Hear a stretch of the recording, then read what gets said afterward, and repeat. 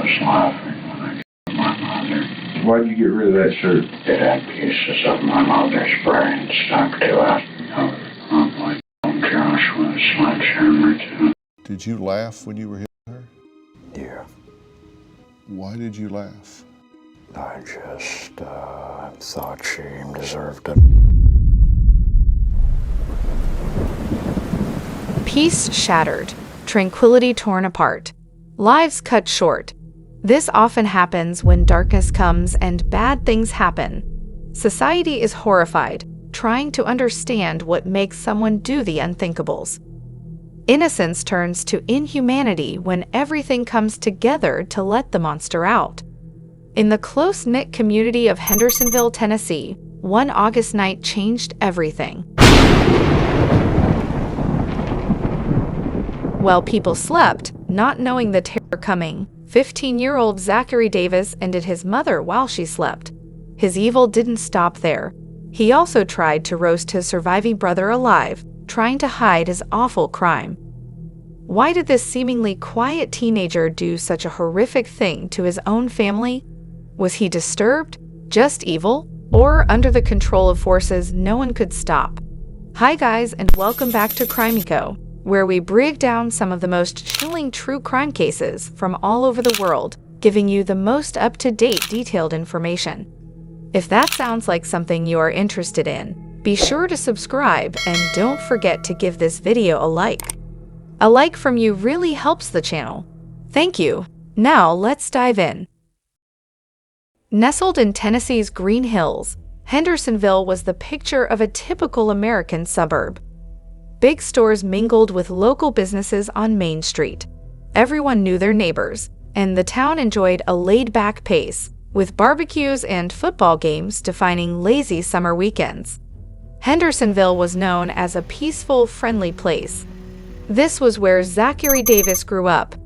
The middle-class neighborhood he called home didn't show any signs of the turmoil happening in the Davis household leading up to that important August night.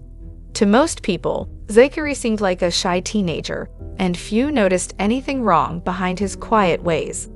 However, Zachary's distant attitude hid deep mental pain. His world changed dramatically 5 years earlier when his father, Chris Davis, passed away from ALS when Zachary was just 9.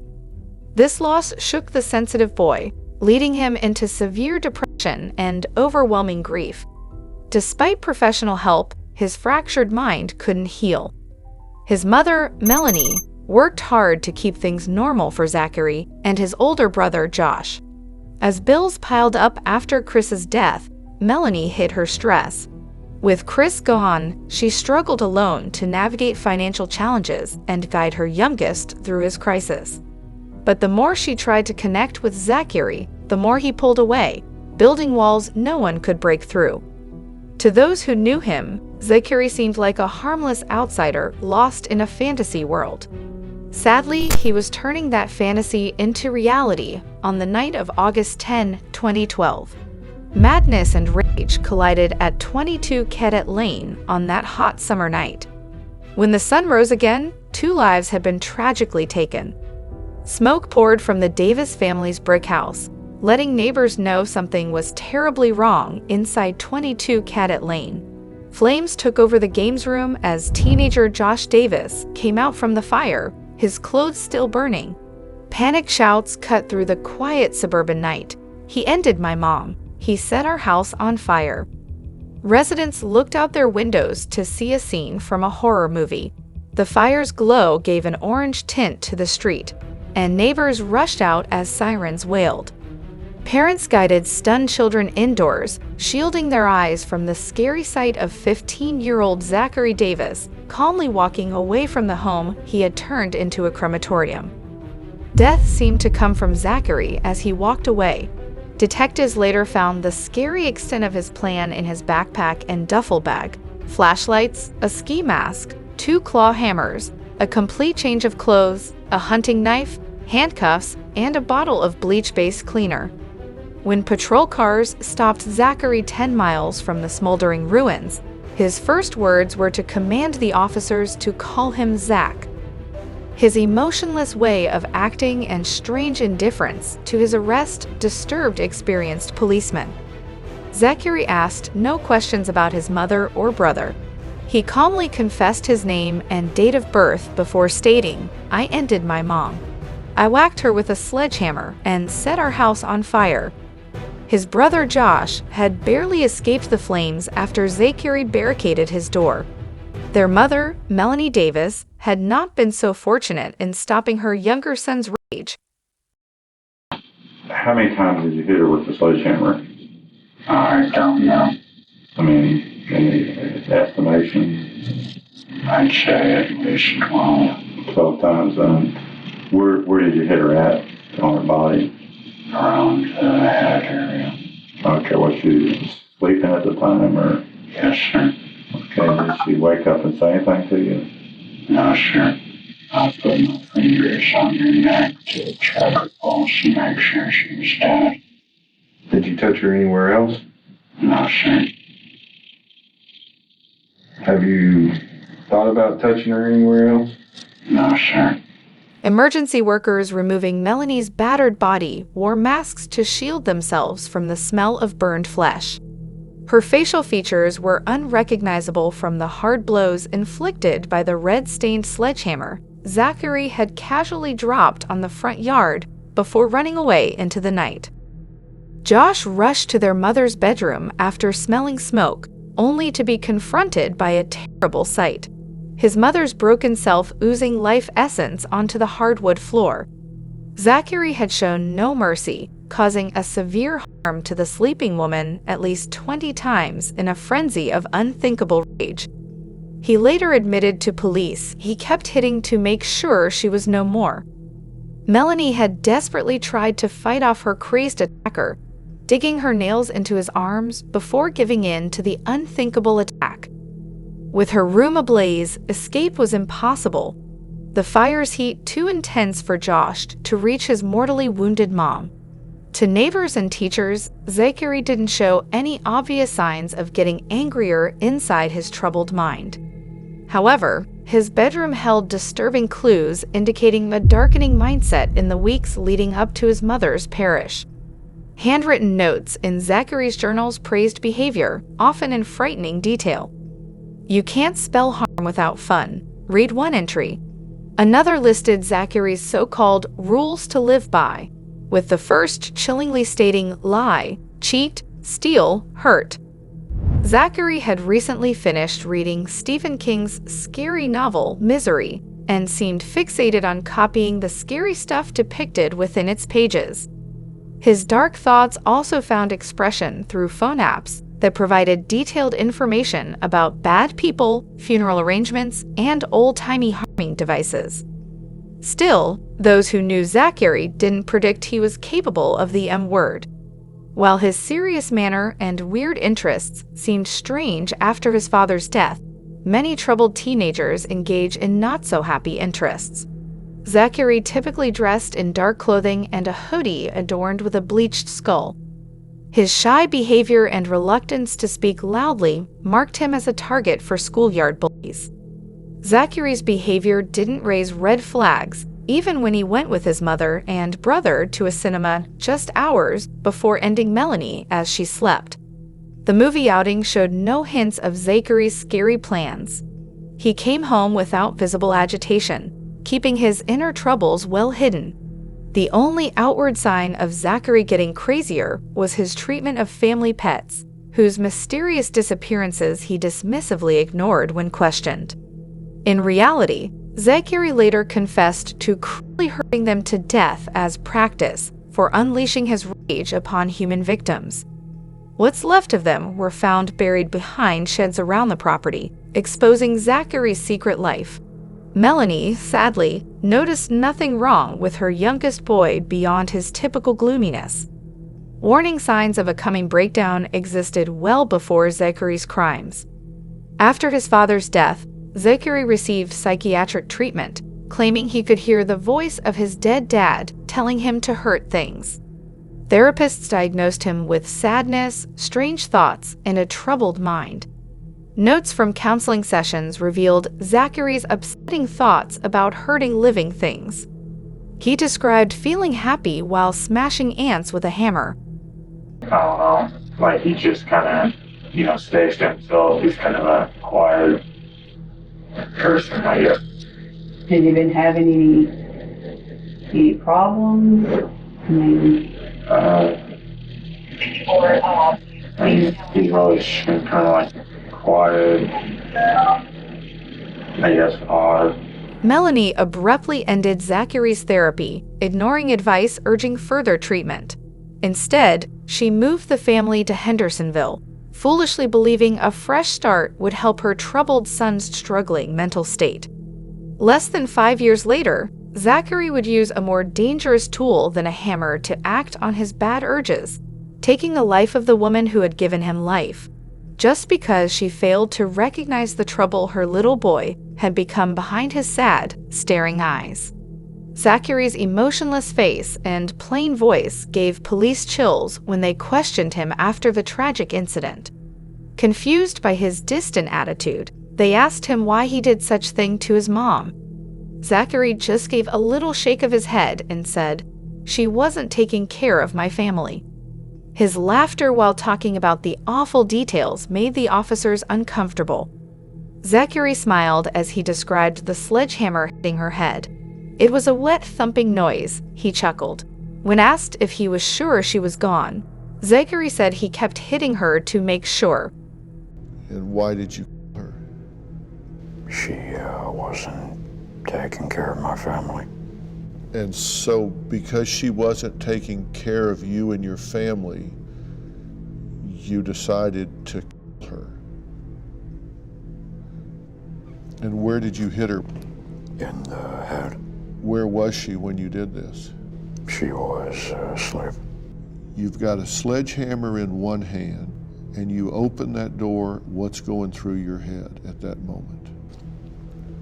My mind was pretty much blank. And when you swung that hammer the first time, did you swing it hard? Mm-hmm. Did she make a noise?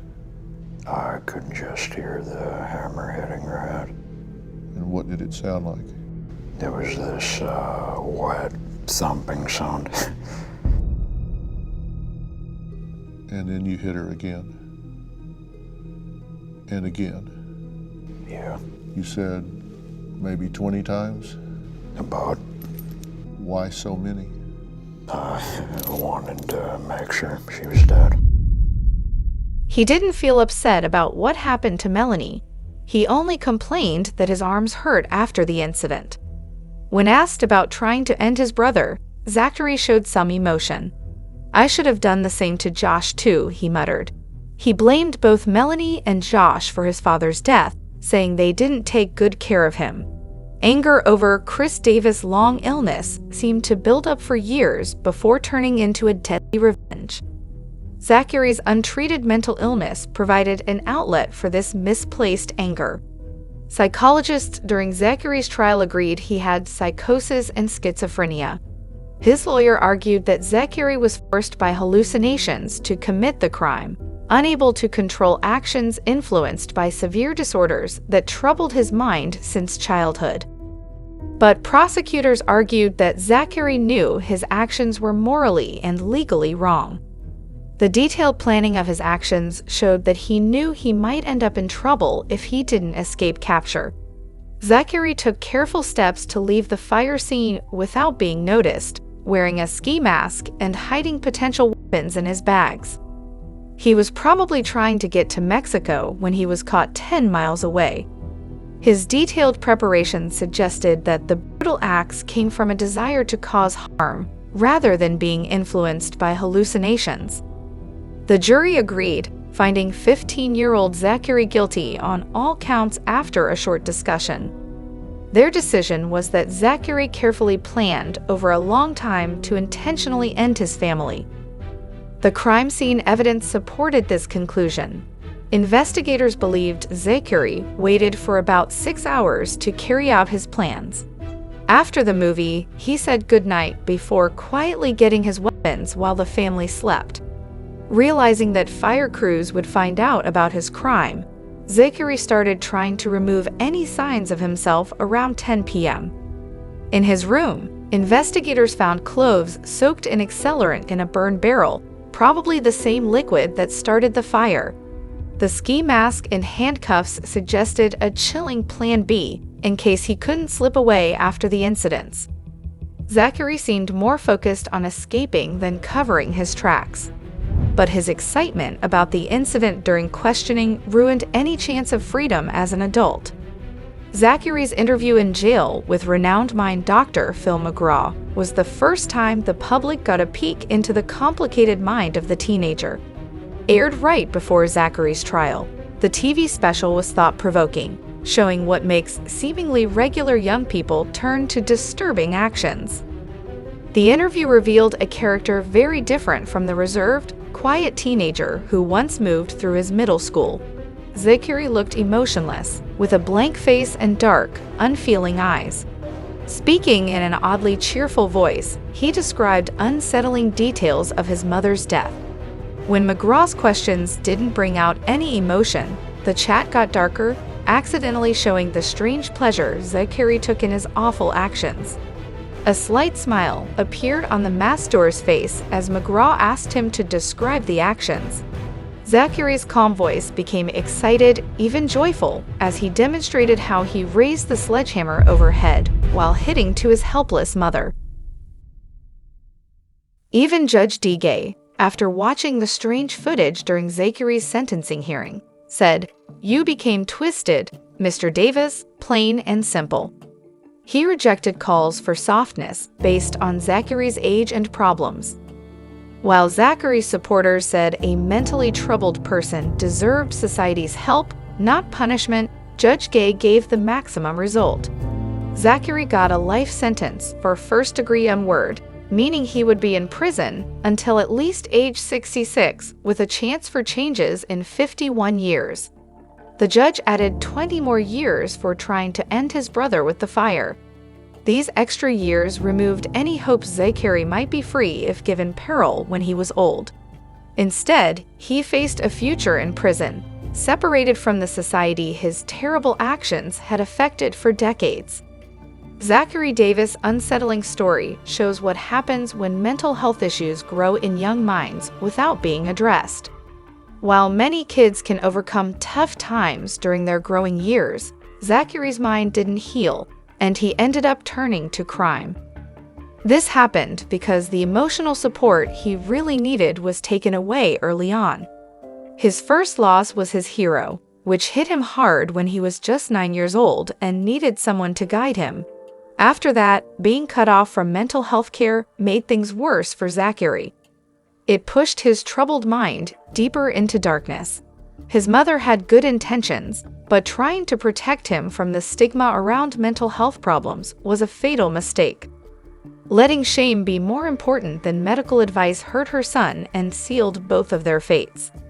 When Zachary's dangerous plan finally came to life, everyone involved was stuck in a situation they couldn't control. Melanie didn't realize how much anger her son was dealing with, and she couldn't have predicted that Zachary had the capacity for extreme harm, even though his mental health issues were clear. And when she understood the danger, there was no way to escape from the explosion of his violent emotions. Without proper control, minds that have lost touch with compassion become a constant and unpredictable threat. So, apart from keeping those who might cause harm away, community safety depends on preventing this kind of mental breakdown. In Zachary's situation, regular help from mental health professionals, starting from childhood, might have calmed his emotional struggles before they turned into a serious problem. Maybe this is another sad case where proper medical attention could have stopped a heartless act. Don't forget to like, subscribe, and hit the notification bell to stay up to date with the latest true crime cases. We appreciate having you as part of our community as we explore the mysteries that continue to fascinate us all. Stay curious and remember, justice may stay hidden in the darkest corner. Thanks for watching and see you on the next one.